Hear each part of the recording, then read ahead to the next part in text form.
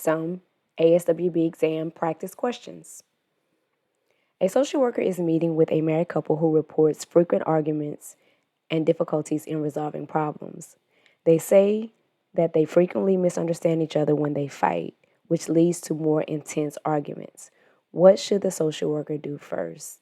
First, I know that I am going to be using the helping process, and first means that I'm going to be doing what's most important about the client's priority issues. So, I am a social worker who is meeting with, which lets me know that I am in the beginning phase of the helping process because it says it's meeting with a married couple. That's going to be who my client is, okay?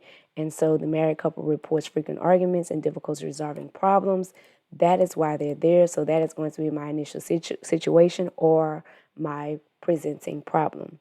Now, my main issue is that they say that they frequently misunderstand each other when they fight, which leads to more intense arguments. So this is what I'm going to focus on because this is the main issue. So the question is asking me, what is the first or most important thing that I'm going to do in the beginning session with this married couple that say they frequently misunderstand each other when they fight, which leads to more intense arguments.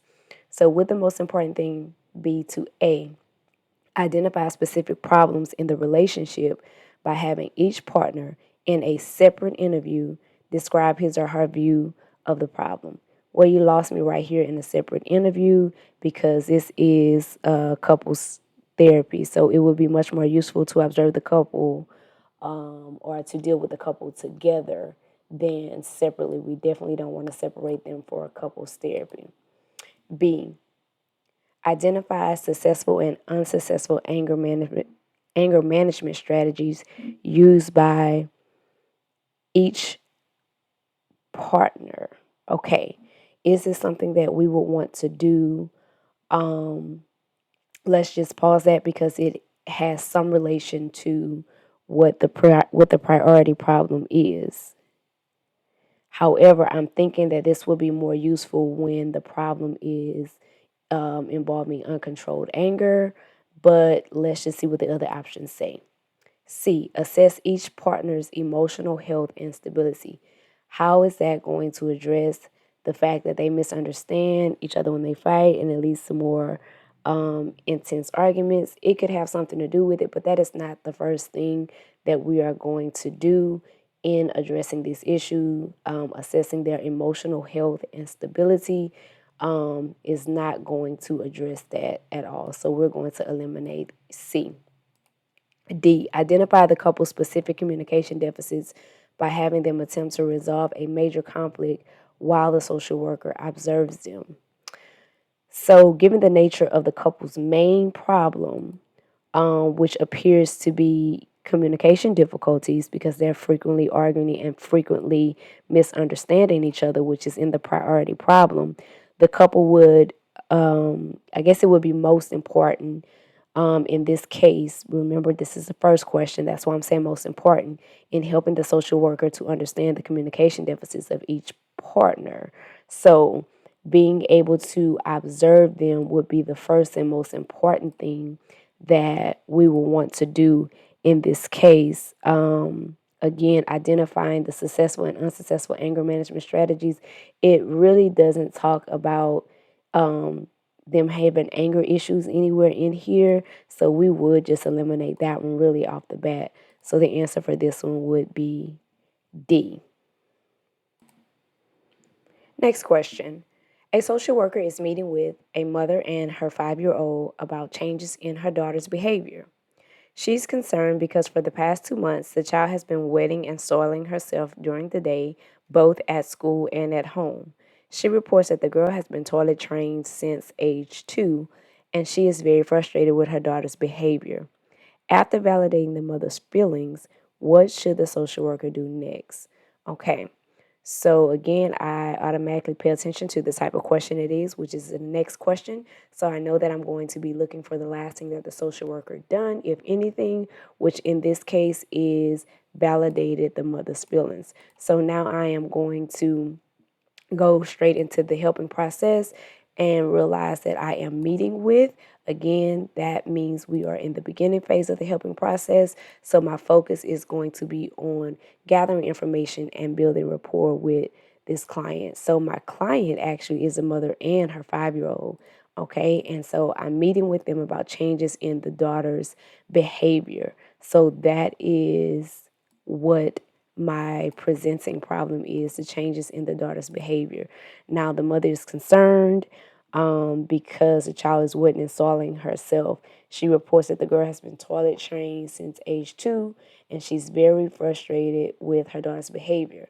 Now, out of the two, this will be our priority problem. Out of the fact, if we're choosing between the fact that the mother's concerned and she reports that the girl has been toilet trained since age 2, I feel like this is just line yap information that she's telling us regarding the situation, but the actual situation that's the priority problem is the fact that she's concerned that this child has been wetting herself for the last 2 months. Okay, so this is an example of not always using that last sentence before the question to pick your answer off of. You always want to just look at the question for what it is and pick out the priority problem. I know some people will feel like that this may be the presenting problem and then this is the priority problem, but we are looking for what is the most critical thing that is happening that needs to be addressed. So what we need to address is the mother's concern for about her daughter wetting herself and the fact that the daughter is wetting herself, because the mother and the daughter are our clients. So we want to address both those things. Okay. So the line yap information is telling us that, hey, she's already been potty trained. So this is coming after a period of continence. She has been continent, and then all of a sudden, for the last 2 months, she's been dealing with these periods of, or these bouts of incontinence, and it has the mother frustrated. Okay. So since the mother's frustrated, the social worker validates the mother's feelings. So what are you going to do next after validating the mother's feelings that addresses her concern about the child soiling herself at school and home for the last 2 months? Are we going to refer the child to a pediatrician? I would definitely pause that because this could possibly be a medical issue. So that is something that we would definitely want to keep.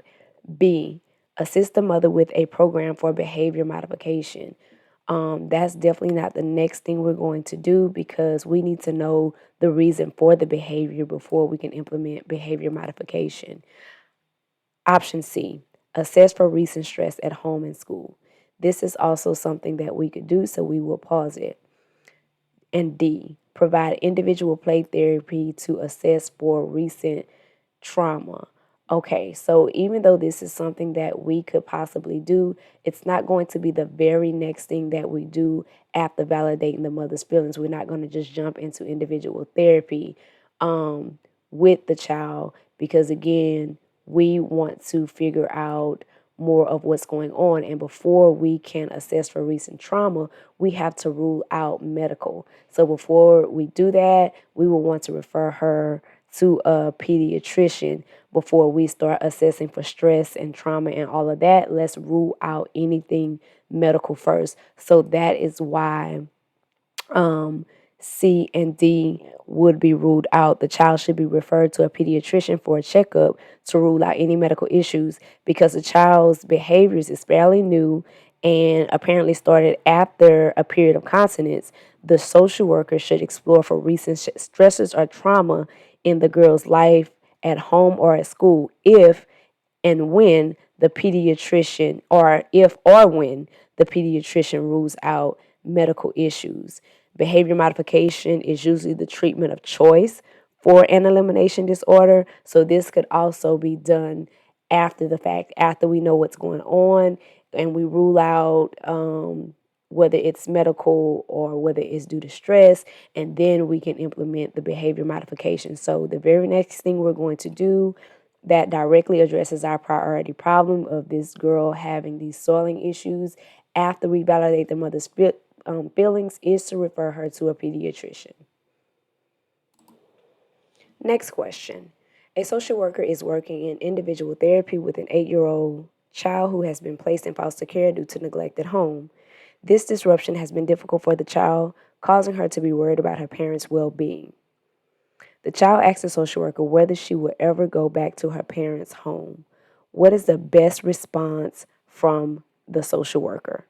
Okay, so best response already lets me know that I am going to meet the client where she is and respond in the most beneficial way to the client's priority problem or priority concern.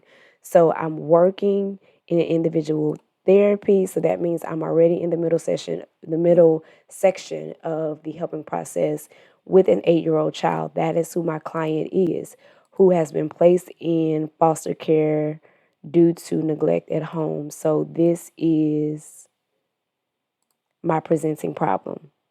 So they're letting us know that this disruption has been difficult for the child, causing her to worry about her parents' well-being. That is just extra information that they are giving you. The priority focus that we need to address at the moment is this child asking about whether she will ever go back to her parents' home. So you meet the client where she is in being concerned about going home, and you give her the most beneficial response as a social worker. What would be the most beneficial response? Is it A, give optimistic answers and withhold information that might upset the child? We definitely don't want to do that, as this could potentially lead to future distress and disrupt the rapport building, because withholding information, we don't know what's going to happen. So we don't want to just give optimistic answers just to kind of keep the child holding on. So that is definitely not the best or the most beneficial response. B, inform the child that the parents are safe and are being helped too. Does that address the fact that the child is asking about will she ever go back home? Okay, this does not fully answer the child's question, so this will not be the best response. C, provide the child with an honest response based on the social worker's understanding of the facts. Okay, this is definitely going to be the best and most beneficial response for this child, even though she is 8 years old. Children who have been removed from their parents' home have experienced separation and loss. They often feel insecure and uncertain. They may blame themselves for the problems that led to their placement and feel as though they are being punished. And like this client, they often worry about the well being of their parents. As a result, these children often have many questions about their past, the current situation, and what will happen in the future.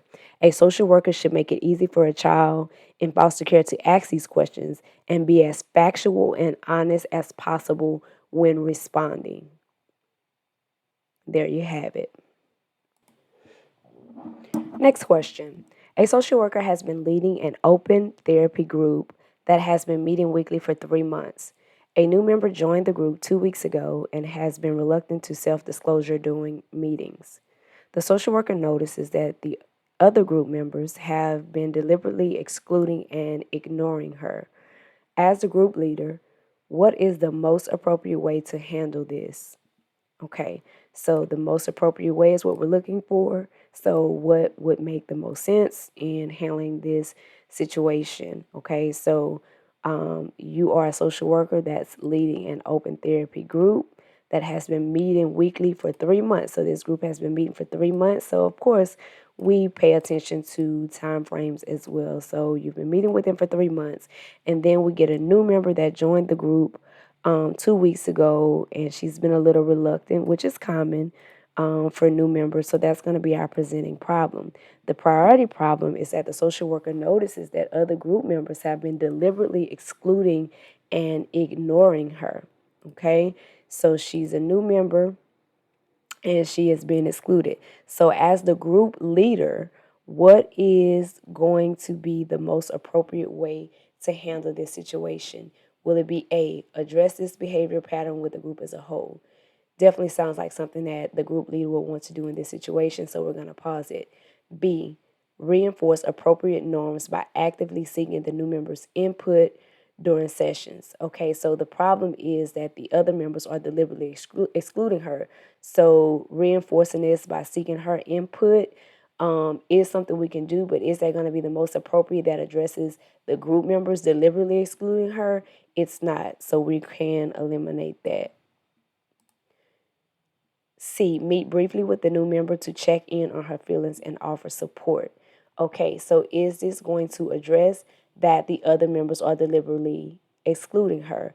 It is not. So again, Both B and C are still good, plausible answers to deal with the situation that's going on. But when we focus in on the priority, which is the social worker noticing that the group members have deliberately been excluding and ignoring her, we want to address this behavior pattern with the group as a whole.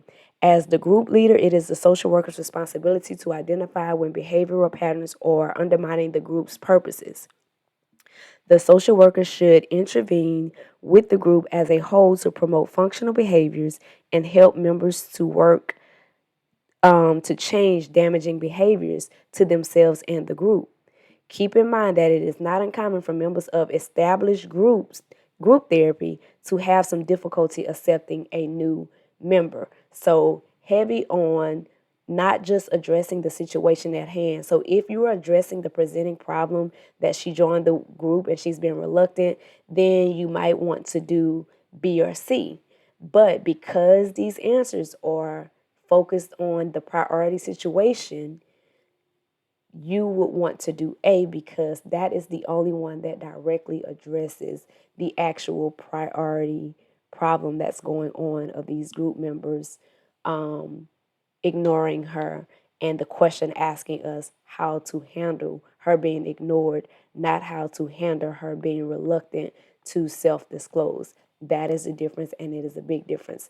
I hope this video was helpful to you all. Again, I ask that you leave me some comments, some feedback. Please make sure that you like the video, share it if you feel the need with any colleagues. Watch it as much as you want to watch it, but also make sure that you are subscribed to this channel. Thank you so much for your support, and let's continue to get those passes the savvy way.